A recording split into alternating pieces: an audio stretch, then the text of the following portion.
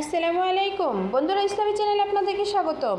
বন্ধুরা, আজকে আমরা হযরত আদম আলাইহিস সালাম ও একটি জান্নাতি গরুর বিস্ময় ঘটনা সম্পর্কে আলোচনা করতে চলেছি। মহান আল্লাহ তাআলা যখন হযরত আদম আলাইহিস সালামকে দুনিয়াতে প্রেরণ করলেন, তখন তার সাথে আল্লাহ তাআলা একজন ফেরেশতাও প্রেরণ করলেন।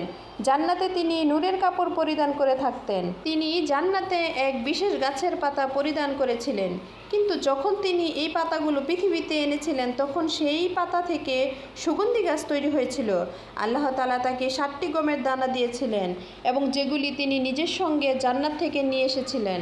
আল্লাহ তাআলা বলেন, হে আদম, পৃথিবীতে এগুলি তোমার খাদ্য হবে। তার সঙ্গে একটি গরুও ছিল, যেটি তিনি জান্নাত থেকে নিয়ে এসেছিলেন।